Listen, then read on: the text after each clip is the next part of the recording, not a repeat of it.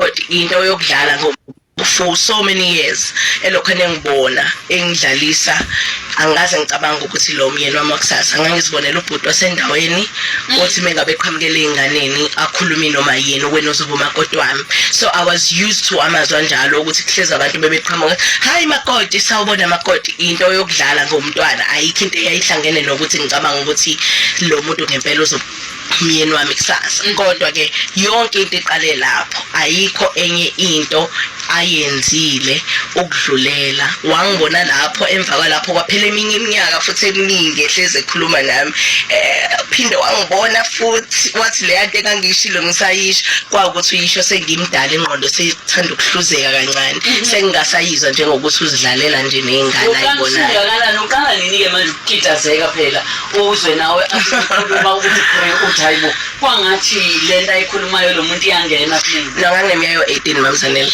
I was 18 years. I don't think ngangikhulile enough, but I think isineka wayenaso wayekwazi ukuthi understand ukuthi ngumntwana kodwa ngaphezulu kokuba umntwana khona into ayibonayo kumina engingayiboni mina ngoba mina ngangaboni lutho. Ngangiziphilela yes ngishade ngemncane. Yeah. Abazali bathi babengajabulile babengahambisani nami esinqumweni sami.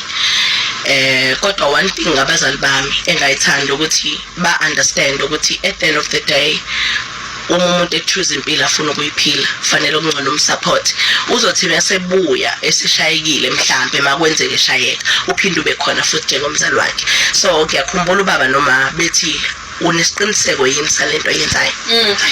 Ngitshele yini eyayibenza babe nokukhathazeka ukuthi uyashada umncane noma uyashada uyongena esithenjini. Ikona kokubili mamzanele ngimncane okwesibili ngiyoshadela esithenjini.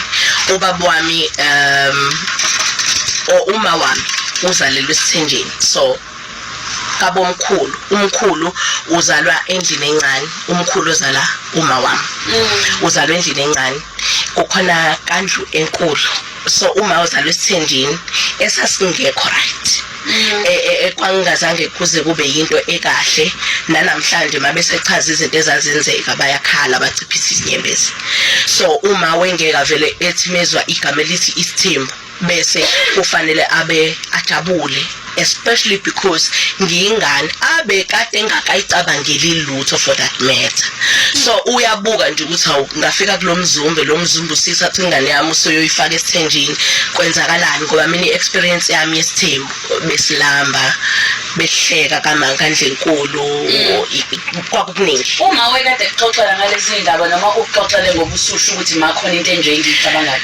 I think ngoba ngangemncane nganganaki kodwa babesixoxela ukuthi kandle enkulu babezela ingane zabaziningi kwakuthi uanti wakhe umkhulu baba kaMa wazalwa nodade wabo baba babili kuphela babeya kuthenga impuphu bayithwale thiwe ngekakwazi ngisho ukuyithula endleleni 50 kg yempuphu because uma ithulile uzothweswa ubani ngoba yena uyedwa endlini yakubo abekho baningi laba abanye bahambe beshintshisana nge50 kg and kulanjwe la ekhaya cause umkhulu uhlala kamaya I think kama umkhulu okay la kamamncane kunesimo esingekho right kudliwa amangola so mabedla amangola khona lento leqhafazwayo phuma igaqa ezimnandi ngaphakathi sahle sidle nasikuba kamkhulu yayikhona thiwa babe bahleka bathi ezidla amangola because balambile you know.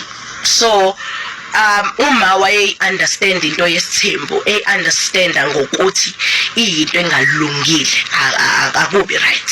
So for ingane yakho ukuthi ithi yahamba yoshadela kuleyo nto ayikho into ongayicabangela uzocabanga lo uyaziyo kuphela isibindi wena so uthathe lesi sinqumo so ukuthi ngiyangena le umncane kangaka wasithatha ngangithemba lo mtshita lona wagoqa one thing ngomthombeni mamzanele if ngingakusho nje ngibe ngineqiniso wafika kumina wangitshela ukuthi nginamakhosikazi enamakhosikazi ami ngiyawathanda so akabaqambanga amanga ophamisa kancane izwi bathabalaleli babuzwa kanjani abangizwa kahle okay cool lapho ngiseduze nemic but wafike wakhuluma iqiniso lokuthi unamakhosikazi akaqambanga amanga akazange afune ukumtshontsha uthando lwami ngamanga.